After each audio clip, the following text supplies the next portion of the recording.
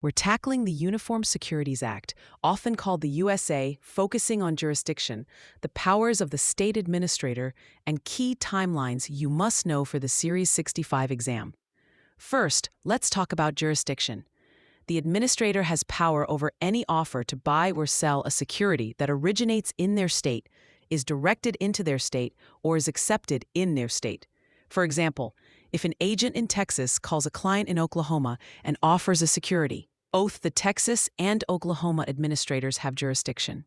The exam loves to test this with media. An offer made in a newspaper is not considered to be made in a state if the paper is not published there, or if more than 2/3 of its circulation is outside the state. This is a common trap. They want you to think any advertisement grades jurisdiction everywhere. Now, let's move to the administrator's powers, which are a huge part of the test. The administrator can deny, suspend, or revoke a registration. These are punitive actions and require two things. It must be in the public interest, and there must be another cause, like a felony conviction or a violation of the act. The exam will try to trick you with questions where only one of these conditions is met. In contrast, a cancellation of registration is non-punitive.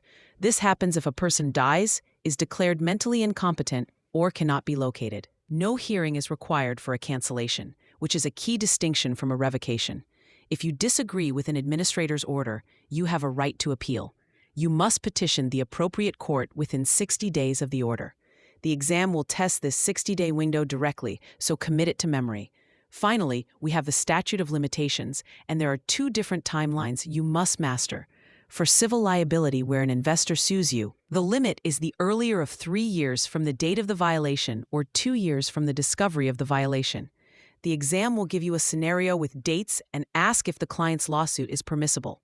For willful violations that lead to criminal charges, the statute of limitations is 5 years.